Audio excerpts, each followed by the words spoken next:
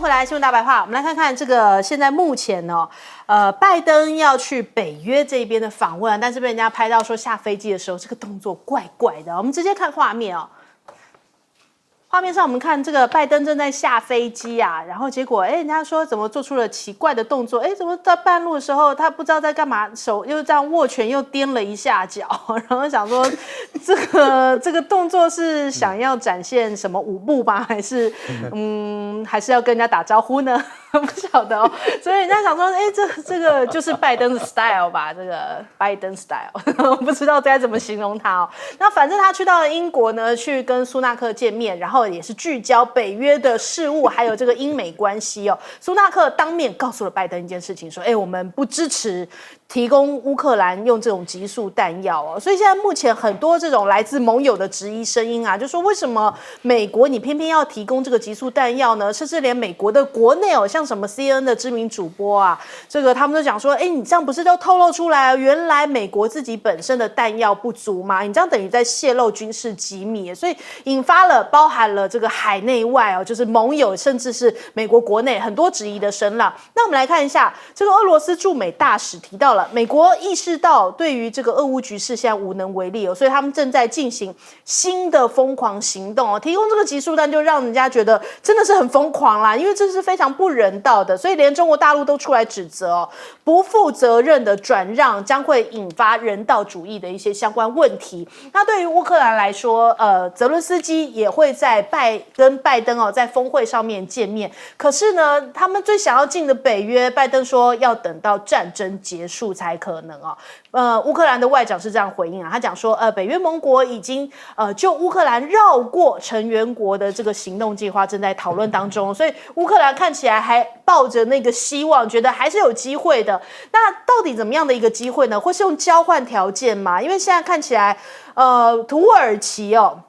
就是讲说这个瑞典要进入北约的事情，土耳其就讲说好，我可以支持你这个瑞典加入北约，但是呢，我们也要加入欧盟，因为他等好久啦，土耳其等得非常非常久，但是因为可能这个宗教或者是这个人种不同，迟迟没有办法这个扣关进入欧盟那所以你看，美国的讲法是说，美国一直支持土耳其加入欧盟的愿望啊，我们一直支持可是肖兹就讲不要把这两件事情连接到一起这个我们德国是反对这样的立场。那北约秘书长的讲法是什么呢？土耳其已经同意瑞典加入北约真的有这样子吗？可是土耳其是开出条件的但是他没有点出来土耳其何时会这个入盟提交申请那所以目前看起来仍是个未知数，看起来现在反正大家在利益交换啦，正在可能谈判当中。那我们看中俄的会面习近平跟这个俄罗斯的第三把手，就是俄罗斯联邦委员会的主席碰面，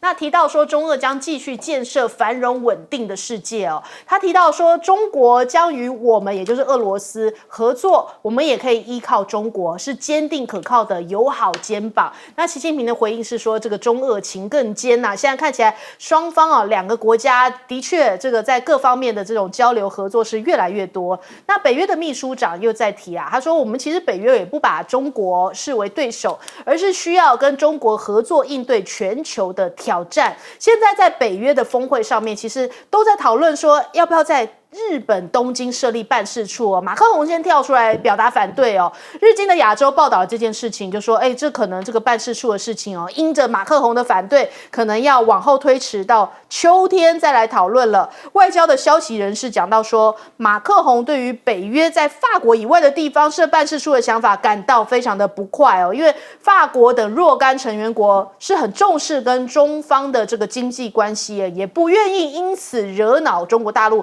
大家都知道嘛，北约如果要变成一个在东京设办事处，一定就是这个印太北约的这个角色嘛，所以就是冲着中国大陆而来那当然不可以这个样子，所以法国提出了反对。那连澳洲的前总理都批评，就说你这个是恶意投毒亚洲就像是美国的特工，像是这个最愚蠢的做法。这个史托滕伯格不像是一名欧洲安全的领导者跟发言人，你反而像是美国的特工来替美国做事制哦。所以北约这种跟欧洲人互相争斗的产物哦，一旦出口到亚洲哦，如同亚洲欢迎瘟疫降临在自己身上一般，讲的话非常的重。他说这会伤害到正在取得重大发展的亚洲，绝对不欢迎北约来亚洲啊。那首先我们来问一下谢老师。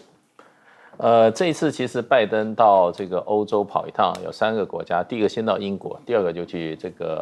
这个参加北约的峰会，是在这个立陶宛，然后接着他要去这个芬兰啊。那他当然去是为了他国内选情去的。那第一个他当然要在这个美国的国人面前上展现跟英国的关系多好，水乳交融，因为美国英国都是同一个民族嘛，那个 Anglo-Saxon。可是没想到一下飞机又出了这个糗事啊！这个他现在大概频率很高了。上一次我们算一算，就他在这个演讲的时候啊，踢那个踏脚板的事情啊，也没多久以前吧。就是说他站到讲台上，他不是在踢那个踏脚板，然后说就是这好像有一个踏脚板这边，其实没有。他说我现在站到这个踏脚板上，我就变成6尺4寸高。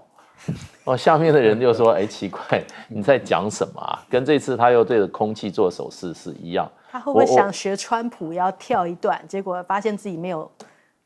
那个律动感？对，我想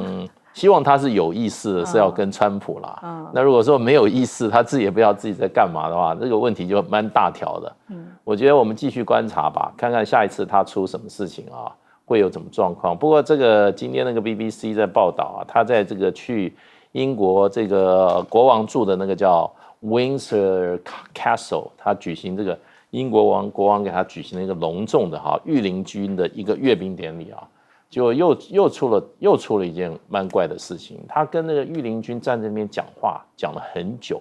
然后后来英国那个国王把他拉一拉，叫他不要再讲了，赶快走。这个仪式还没走完呢，这个你们可以有兴趣可以看一下。所以他现在这个真的常常出这种状况。那而且他这个我看他很多时候他的行动都非常很像钢筋水泥，非常的这个老迈的情形非常的快啊。这个当然可能不关我们事，是美国人的事啊。不过我总觉得他如果做一些不理性行动的话，很多国家都会受到影响。那这个集束弹就是一个。那事实上前2天他接受 CNN 访问的时候，记者曾经问他：“你不知道集束弹是有问题的吗？你为什么要同意啊？”他就装出一个痛苦的表情说：“我也没办法啊。”他说：“因为前线缺弹药啊，所以呢，现在这个是一个弥补的措施啊。那将来够的话，我们就不打集束弹了。”那还说这个东西是美国国防部叫我这样做，建议我这样做的，而且我已经问过国会了，2党都同意的意思。也就是说，他也知道这个是不道德的一个做法。当然，就是说让人常常会怀疑，就是说美国是不是一直在借着这个俄乌战争，把那些库存的弹药把它消耗掉。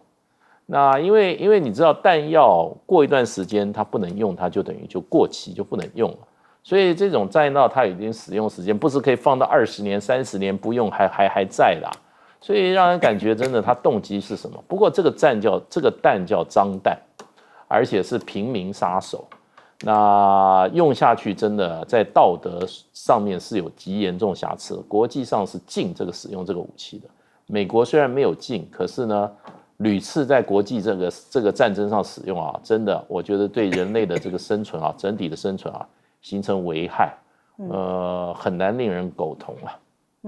赖老师，美国千万不要使用这个集束弹啊！我们已经在昨天跟各位详细介绍，这个集束弹它本身制造出来的哑弹，美国人说是1.5%到2点多，可是一般的统计是5%到40%，而最可能性是10%到30%的几率是很高，所以它打完1枚的时候，那么留下几十枚那些哑弹，等到战争结束以后，平民百姓孩子经过这个地方，不管是院子或者耕田，或者是走路撞到，然后一条生命就没有了，这个是很残忍的事情。我个人是认为说有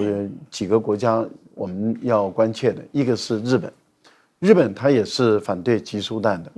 它也有加入这个公约，而它却认同美国提供乌克兰集束弹去使用，我认为日本的这个做法很恶心。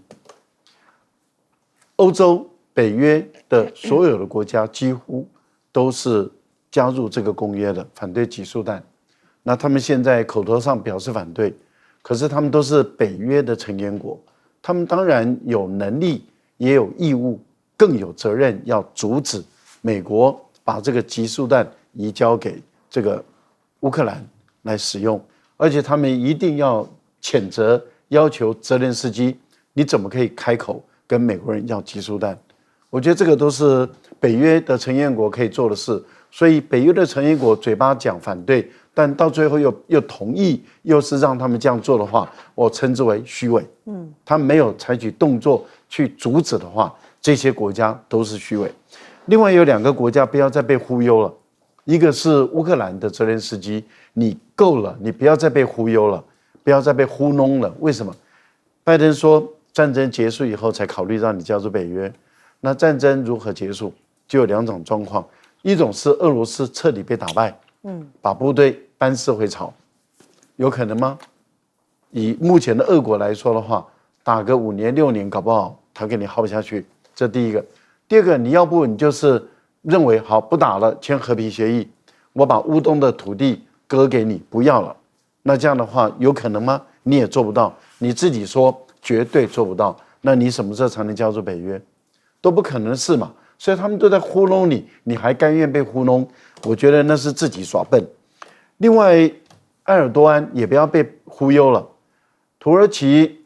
申请要加入欧盟几十年了，本来欧盟6国，然后欧盟12国，欧盟18国，到欧盟28国，一堆一直加进来的时候，就是没有你土耳其的份。原因很简单嘛，你是穆斯林嘛。而且呢，德国有几百万500-600万穆斯林，法国有690万穆斯林，英国有将近500多万，应该也可能超过500多万穆斯林。这个我们看到几千万的穆斯林在欧洲。那土耳其如果加入欧盟的话，那请问一下，土耳其的欧洲议员会有多少？他可以控制欧洲议会啊。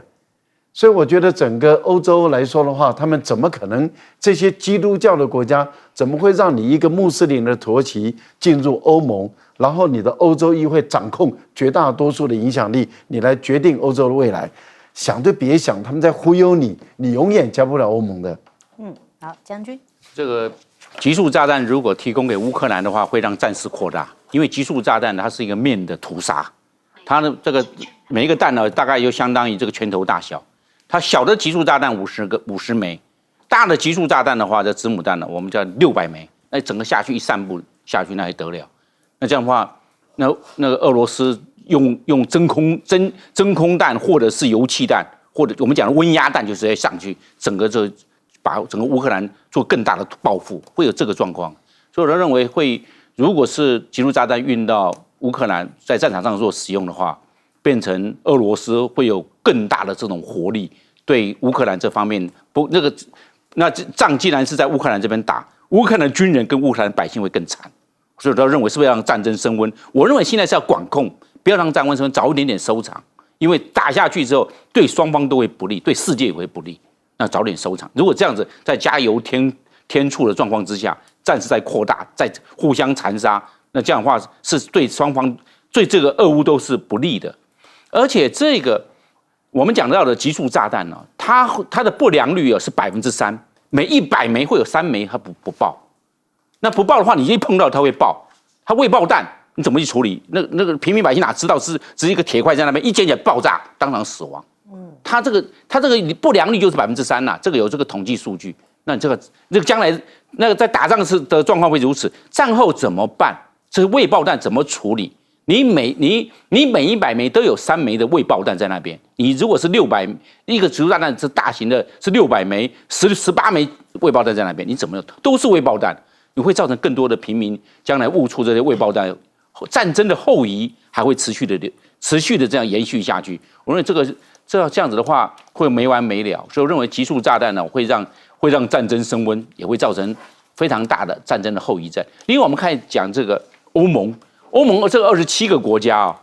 如果土耳其要加入，土耳其人口是最多土耳其人口是8500万人口，比德国还多。欧盟啊，这27国家总共议员呢，总共是705席议员，按照比例原则，当然小国它有保障，它有按照比例原则来分配。如果土耳其加入欧盟之后，土耳其变成欧洲议会成员最多的议员了，因为德国的人口也只不过8300万，我土耳其人口就8500多万，变成这样。那第二大的法国才6700万人口啊，那更少。换句话说，在刚才戴教授有讲，再结合这些其他的穆斯林的这些成员国的，也有这些那个穆斯林的在里面。那这样的话，土耳其以后在欧盟啊，就变成霸主的地位了，呼风唤雨。将来欧盟的主席啊，就由土耳其来当的可能性就出来了。那土耳其在控制了整个欧洲议会，也控制了欧盟主席。那这样的话，换句话说，土耳其在这个欧洲，在世界上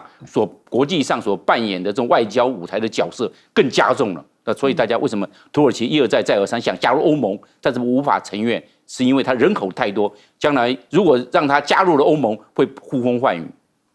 好，我们先休息一下，广州忙回来。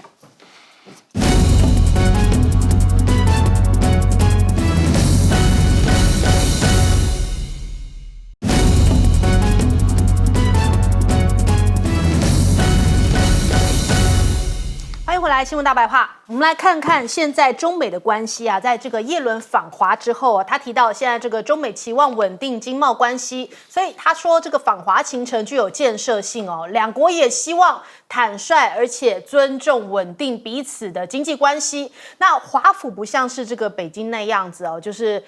与中国的经济脱钩，在今年中美之间哦将会有这个7000亿元的这个贸易哦，所以这个他说他不像这个北京这样子担心啊。那可是我们来看看白宫这边提到了，拜登指出耶伦的访华交流具有重要的实质性，也明确的传达出美方的意图哦。这个期间进行非常重要实质的接触啊。那各国的媒体也看到这个耶伦的访华，也有一些相关的评论，比方说俄罗斯的专家讲到，这个美国对于中国的施压仍然是政治上的，但是经济上看起来是可以妥协的哦。因为这一次的耶伦访华，经济上可以沟通，可能政治上面还是继续处于一个比较敌对紧绷的一个状态哦。那再来耶伦3次的鞠躬哦，倒是让美国人也是讨论度非常的高啊。他就说，这样子感觉好像对中国人这个卑躬屈膝啊。那我们看看环时的讲法，对于很多的这个中国大陆的女性的经济学家跟耶伦的见面，在中国大陆这边有一些不同的声音哦。比方说环时讲说，这个耶伦访问的基调是务实跟理性哦。那预期产生结果像是这个风中的残烛哦，感觉上面好像不太会有具体的成果。那《纽约时报》讲说，这看起来他好像被校长叫到了办公室哦。这个拜登政府一次又一次的让自己难堪跟示弱，而大陆的网友是觉得说，你们这些这个女经济学家怎么会变成去跟美国的官方啊？这样感觉好像这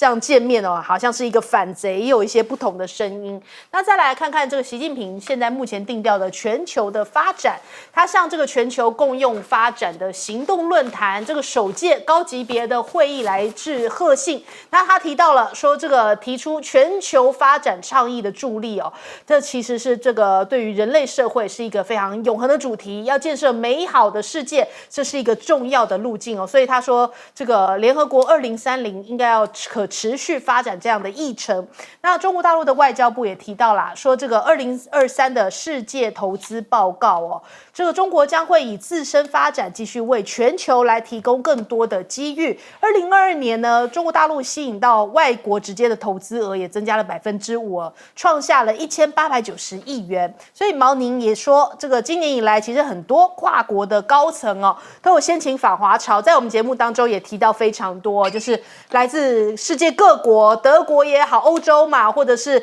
南美洲，甚至是这个东南亚，甚至还包含了这个美国自己本身非常多的企业都很着急的要去到中国大陆的市场哦，要去深耕，要去投资。王毅提到了这个现在全球发展的倡议啊，他说其实不是中国大陆这个单方面的独奏哦，而是习近平主席提出来之后呢，现在是各方面大家世界各国都一起合奏的交响乐。他说他现在目前呢，在这个论坛上面也会会见潘基文先生哦，他是联合国的前秘书长，也是博鳌亚洲论坛的理事长。那中韩的关系哦，也会继续的向前走。而不是停滞不前啊。因为现在大家在讲说，好像是不是中方又对于韩国有一些禁韩令啊？他说现在目前这个状况是没有变化，但是也不会再倒退。那另外我们来看一下这个太平洋联盟，习近平也会见了这个所罗门的总理啊，说彼此是可以依靠的好兄弟啊。李强提到了这个才是顺应潮流，什么是顺应潮流？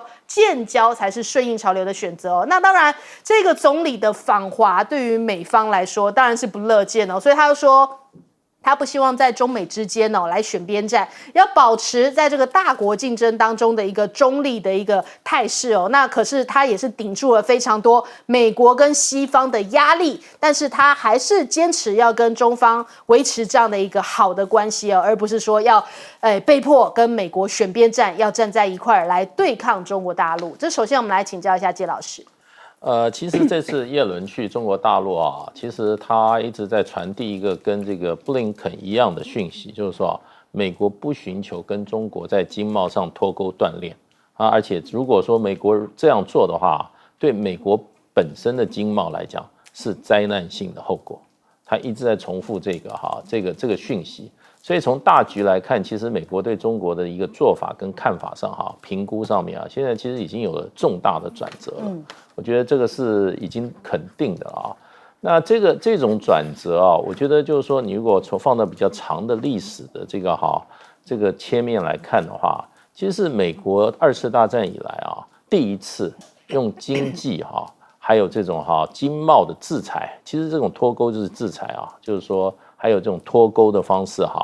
对付一个他的竞争对手或者敌国来讲是第一次的全面失败，从来没有失败过，而且过去都是会达成效果的。所以如果从这个中国大陆角度来看的话，其实这也是经过美国的这一次等于说的这挑战证明了中国大陆本身的经贸实力已经是美国没有办法用各种手段来非武力的手段来怎么样来破坏能够击倒的。所以其实从某种角度还正肯定了中国大陆在过去这个45年的改革开放经贸的实力事实上连美国这样这个世界第一强国都无法撼动。这个是一个我觉得就美国来讲，基本上他已经向世人昭告了这一点了。那就是说另外一方面就是说叶伦这次去中国大陆，我认为就是说大家说到底你达到了什么，到底你做到了什么。其实我认为最大的就是说，第一个除了叶伦再次肯定这个就是说再次向世人说没有脱钩了，只有所谓的去风险化。其实这叶伦讲这些话倒不是对中国大陆讲，他最主要是对于美国国内的华尔街还有美国的各个大的这些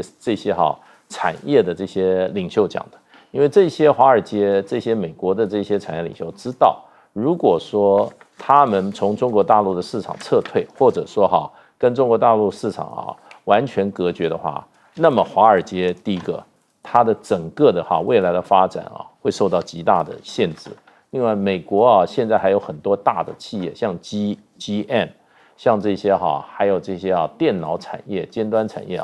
他们也会说，你如果全部要我们切断的话，损失的话中国大陆会有事，我们也要受重伤。所以就是变成这个是，所以现在这个现实的国际的经济的现实，就是说美国根本就没有这个力量去跟中国大陆做完全的切割了。所以我觉得这个讯号已经出来了。不过中国大陆事实上我看这次接待叶伦基本上在这个气氛上还有在形式上给了叶伦很多高规格的礼遇。包括他要见到的人，在短短4天之内，几乎中国大陆整个新的有关这个这个财政跟经济的这些主要的负责人都跟叶伦见了面，所以我觉得双方应该是在这些很多问题上都已经有了相互的了解跟认识了。那当然，美国是希望知道中国大陆对于手上掌握了几乎3兆多美元的资产要怎么动，因为叶伦的工作就是负责这个那说实话，你一个国家你欠了另外一个国家3兆美元的债，你现在美国财政的状况的困难的话，这些国家把你的美债抛一抛的话，美国就真的国家会动摇国本了。所以我觉得叶伦关心的事情，真的他也不方便对外面说。不过以他负责的事情的话，我觉得他去中国不去问这个事情是不可能的。好，赖老师，美国从川普到拜登已经快5年了，发起来的这个经济战是一波比一波更强。双方打得非常的激烈。双方打得很激烈的时候，美国多次的释放出他想到中国大陆来沟通。那这次大陆也同意了，所以叶伦能够成型是双方也就是双方都同意的一个事情。在这次的会谈中，其实没有任何进展，但是他制造了一个机会。这个机会要看之后美国政府怎么做，而不是看中国大陆怎么做。因为大陆不会先做，大陆一定会等你美国做了，大陆才会做。为什么？也就是说，在这一次的会谈中，美国把他关切的事很忠实的、很完整的传达给中国大陆，大陆听到了。所以拜登对于叶伦的这个任务达标是很满意的。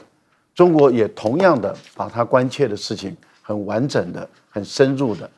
传达了给美国。其实叶伦也听到了。那我们也注意到，大陆的财政部昨天发表了4点声明，就4点态度。里面第2点就是从18年以来这几年以来，美国所一次又一次的一系列的这些打压、制裁、限制，所有的包括关税等这些所有的动作，那你必须要改善、要改变。我觉得大陆的这个讯号很明白，也就是你如果取消了，或是你取消 A， 那我可能就回应 A； 你取消 B， 我可能就回应 B。那这样的话，就双方就开始逐步的在缓解了。所以我觉得有这样的一个会谈，就制造了这样的一个机会，可以缓解的机会。但是如果美国什么都没做，时间一错过，那这次会谈就烟灰云散了，什么都没有，就是一个失败的一个会谈。但是如果美国认为说，我叶伦来之前，我就宣布了，我对你大陆的制裁在7月底更严重、更严格，例如说云端都不让你使用，他认为这个就是对你一个好处，所以呢，我7月只要不实施，你就应该给我回报。如果美国人玩这一手，那是笨，因为对大陆来说，你这是单边制裁，所以你已制裁的要取消，而不是你未来还没制裁的你一直加码。所以我觉得在这个部分里面，就是要看美国怎么做，你不动，中国也不会动。我的估计大概是这样。将军，叶伦到中国大陆访问，知道这个美国跟中国大陆的经济是没办法脱钩，更没办法锻炼，这是一定的嘛。我们这个去年的这个美中的贸易额就是6905亿美元，今年2023年呢，一定超过7000亿美元。而且我们知道，中国大陆享有很巨额的贸易顺差，因为毕竟美国向中国大陆买的商品多，美国现在希望中国大陆多向美国买一些商品。但是问题是，美国的商品的物价，它的物价是比较高的。那这样的话，那美国要想多卖一点给中国大陆，那这样的话需求量是有限的。而且知道今年2023年，因为俄乌战争的影响，有很多对俄罗斯的经济制裁被中国来取代了。换句话说，中国替代把这更多的商品是卖到美国去了，因为大家对俄罗斯做制裁，那变成中国替代进去了。第二个。现在是后疫情了，疫情去年2022年还是疫情，现在2023年是疫情完全解封，整个的经济活动更活络，所以我们可以看了今年中美双方的贸易额突破7000亿美元，而且中国大陆的贸易的顺差，在去年是3809亿的贸易顺差，我判断今年可能它的贸易顺差可能会突破4000亿美元，或者中国大陆赚更多了，中国大陆会有更多的外汇存底了。会变成这个状况。那现在中国大陆也未必会向美国买更多的。我们可以看空中巴士就向法国去买，美国很希望中国大陆买美国的波音客机，结果现在没有了。这个是大货，我们知道你卖那些农产品，那些毕竟是小货，那要卖很多才能够赚很多钱。但是卖飞机一架就知道，一架就是1亿多美元，一架就是1亿多美元，这个是个大宗的。那现在来看的话，这个效果有限了，因为中国大陆未必会向美国来采购这些大众的这个价高的这这种价昂的这些货品，那换句话说，美国的货运会有限呢。那这是叶伦上去的话，也就是希望这个目的能够缓解啊。但是我认为这种效果有限，继续双方的这个贸易额都会继续扩张，而且这个贸易的顺差对中国大陆讲，贸易顺差会扩大。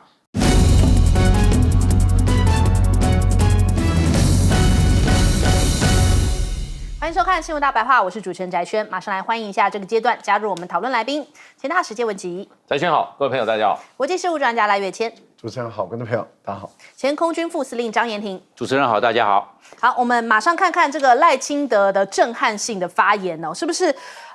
台独要借壳上市了呢？他讲到啊，他说像尹锡悦啊、岸田文雄啊，都去过白宫了，所以他讲说啊，我们跟白宫也接近啦。他说从李登辉总统、陈水扁总统到蔡英文总统哦，一棒接一棒，接续到我当台湾总统可以走入白宫哦，我们追求的政治目标就已经达成了。但是温馨提醒哦，你还不是总统。他讲到一副他已经是当上总统啦，他准备要去白宫了。好，那再来，他讲说这个方向啊。我们绝对不会改变，这是台湾长久的目标哦。比如说，最近岸田文雄也去了白宫拜访了拜登啊，尹锡悦也跟拜登签订了华盛顿宣言哦，还到国会演讲哦。台湾不应该差这么多，感觉很羡慕这个岸田跟尹锡悦，但是人家就提醒哦，我们角色不同，我们跟美国没有邦交啊，我们不是邦交国哦。那以前有邦交的时候，你说像艾森豪62年前哦，也有来到台湾嘛，这个是史上唯一访台的美国总统哦，当时还有大批的民众来这个迎接欢迎他的到来哦。这1960年艾森豪访问台湾，也获得了蒋介石、宋美龄的接待，后来还去了圆山大饭店哦，所以大批的群众这个夹道欢迎。那1963年的时候，蒋经国也有访问华府，拜访了甘乃迪总统。那到了1971年的时候，因为我们退出了联合国嘛，所以后来我们就跟这个美国也是没有邦交的关系了，因此不可能有在拜访白宫的这样的机会哦。所以这个赖清德骨子里面藏的是不是就是他所谓的台独呢？那另外我们看看这个生化战的话题哦，因为昨天因为联合报报道出来说，我们是不是有这个相关的要做这个生物实验室啊，要做生化武器吗？国防部又讲说这个核生化战的准备防护为主哦，绝对不会发展生物的战剂，那也不会有制造、储存跟取得生物的战剂哦。那美方到底有没有要求我们开发这个生物战剂呢？总统府跳出来谴责哦。总统府发言人林玉嬋讲到，基于国际公约跟人道精神哦，我们从来不会有任何研制生物战剂的计划。这个报道纯属捏造不实啊。那 AIT 也讲说，美国是禁止生物武器的公约签署国哦。所以这个公约明令是不可以发展生物武器，也不得协助鼓励任何组织取得生物的武器哦。因为在越战的时候，那非常非常毒的这个成绩哦，祸害了40年，15万越南娃都因此而这个身体扭曲变形哦，所以还要花非常多的这个代价来做后续的，比方除毒啊，或者是说复原那个环境哦，这个代价实在是太高了。那这到底是怎么回事呢？明明媒体有取得这样的一个消息，可是外交部讲说这都是统战的假讯息在地协作者。那媒体那当然后来可能现在目前这个到底是怎么样呢？如果真的是假消息的话，那赶快啊，这个总统府也好，外交部也好，赶快去告啊！你们说这个媒体报的是假消息的话，你们赶快用这个去告发他来做一个处理嘛。那我们在时间倒转一下，同样联合报也爆出来这个消息。以前在2022年的4月28号的时候，他讲说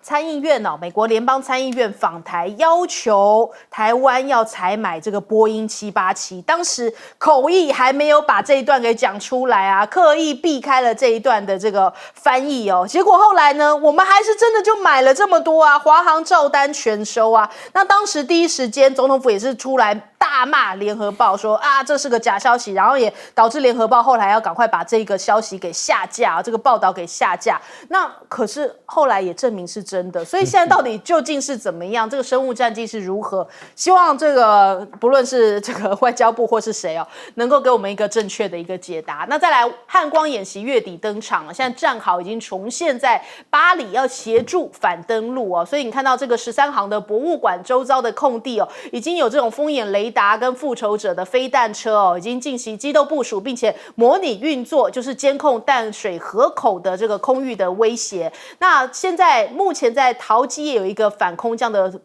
作战以及防卫的炼油厂啊，都在进行这个演习的相关预演。可是呢，我们也看这个中国大陆这一边哦，福建舰的这个电磁弹射的跑道也亮相了哦。据说这个舰载机的试飞也正在倒数阶段了。所以看到的南华早报讲说，福建舰这个舰岛管制塔已经安装了一系列的雷达系统哦。那3号的这个电磁弹射跑道顶棚似乎已经拆除了。军事分析专家他们讲说，显示出来这个舰载机的弹射试飞即将要展开了。那另外还有很多的中国威胁论，美国正在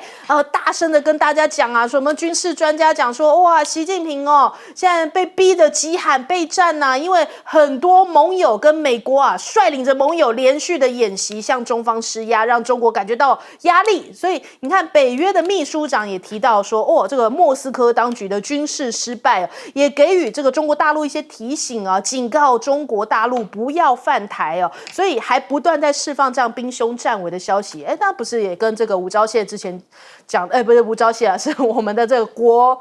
那叫什么国安局长哦，蔡明彦不是讲说没有那么危险吗？这个美国马上又讲了，蔡明彦赶快去纠正他们一下。我们来问一下介老师，这个是我蔡清德这个对台湾独立的定义啊，是我看过全世界追寻这个分裂主义追寻独立最荒谬的一个目标，我看了真的要笑出来了。就是说。我们从小就知道台独啦，我们认识有一些朋友也是主张台独。台独的最终目标建立台湾共和国，然后呢要把中华民国这个外来政权永远赶出台湾这个土地，台湾人这样才能够把命运牢牢掌握在自己手里啊。那你赖清德你打着台独的招牌，结果你提都不提台湾国到哪里去？那你中华民国怎么办？对，中华民国是大陆过来的你们不是从李登辉开始就都是外来政权那你现在你设定的目标更荒谬可笑，进白宫就是台独的最高目标。哇，我老天哪，这个要讲到全世界的话，这可以说是古今中外没有一个主张建立主权独立国家的人，居然的目标是进到别的国家的这个总统府的总统府去，他自己的总统府在哪里？所以我觉得这个真的是赖清德不要说他骗，我觉得他这个推卸责任也是第一流的。他已经就跟台独讲了，都不会变的啦。你们现在只要把我送到总统府就好了，我再看看我能不能混到白宫去，到白宫就达阵了。就得分了，有这么简单的事吗？而且这种人出来打着台独的帽子我觉得是对台独这么多年来的最大的侮辱。就他把台独最后的目标定为他可以走进白宫。另外一方从现实面来讲的话，他如果走进白宫的话，那个时候台湾的处境要不然就是已经经过一场非常非常严苛的战斗了。那他是最后存活的人，要不然就是这一件事情如果会发生的话，那么整个台湾已经是什么，老早就已经什么兵凶战危，到最后就是准备打了。那所以就是说，这个现实面的话，就是给台湾带来灾难，就是这种事情发生。所以就是说，那我今天就回过头来，那你们今天搞台独的，到底的目标是干嘛？你今天你的政治目标？最后是要走进白宫，哇，老天哪！那你是不是不计代价？所以我就发觉，他因为要走进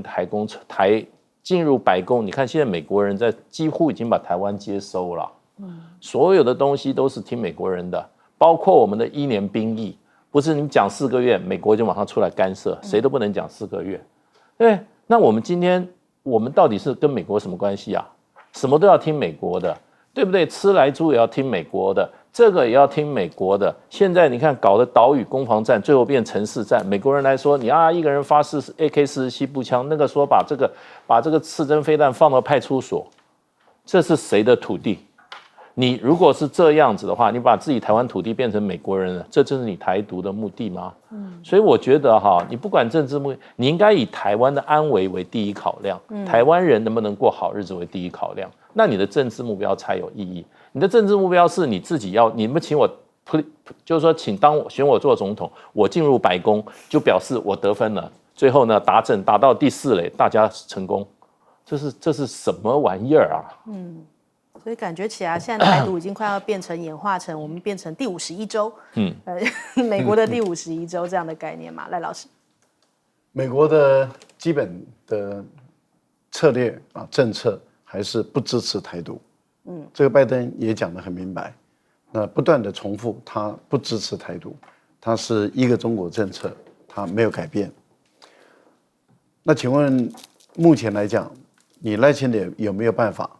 让美国说跟中国大陆断交？如果你没有办法，那你怎么能够进白宫？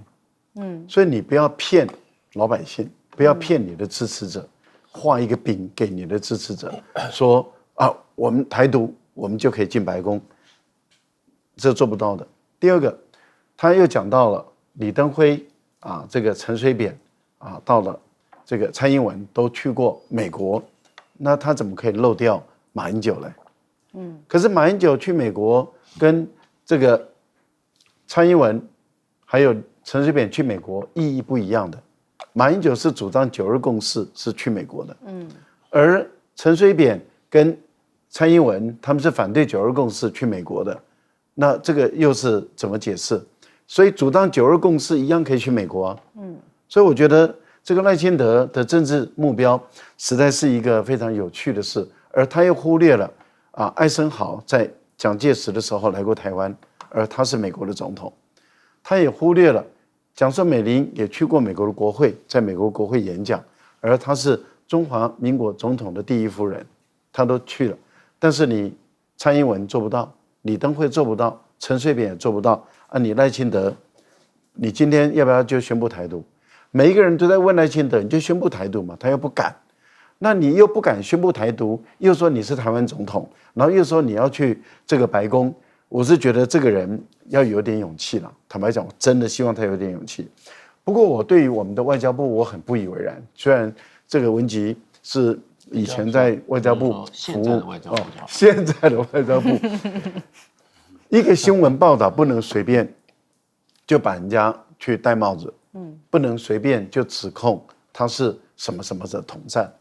更何况统战是统一战线的，那你吴钊燮，你对于统一战线要先弄清楚，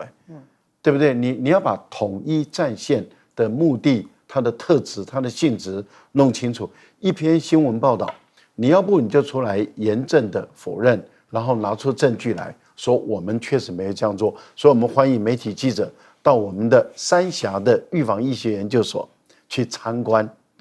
一切公开透明嘛，你就一切公开透明嘛，你就让媒体记者去参观嘛，你要不就让我们的立法院的国防委员可以去参观嘛，来证明绝对没有这个搞生物战剂。我觉得你要不你就做这件事，你又不敢也不肯，那你为什么不敢也不肯？还有一个美国讲的话，我是比较抱疑问的。去年美国的白宫的发言人斩钉截铁的说，使用集束弹就是违反战争罪。但是今天拜登就已经决定要把集束弹送到这个乌克兰去了，要给泽连斯基来使用的。那我们就问，那你拜登是不是涉嫌违反战争罪？这第一个问题哦。好，那你美国去年才刚刚说这是战争罪，你今年你就做了，那你说你是不会支持你是首批禁止这个生物武器公约的，可是大家明明白白的看你在越南的时候使用生化战剂，你用落叶剂，大家都看得清楚，大家都看你对于孩子你使用烧夷弹，把一个女孩子烧成这样子，全身的这个皮肤都脱了一层皮，你使用了烧夷弹，你在柬埔寨，在这个老挝，也就是辽国，在越南，你都使用集束弹，所以我觉得美国你说一套做一套的这个办法不好。那你今天又出来说，我们 AIT 又出来说，我们绝对没有啊，我们绝对是遵守公约。你真的遵守公约吗？你把国际公约都拿出来看看，你有遵守吗？好，展军。国防部有讲说，那个国军没有研发生物战剂，我相信没有研发，但是问题是老百姓不相信，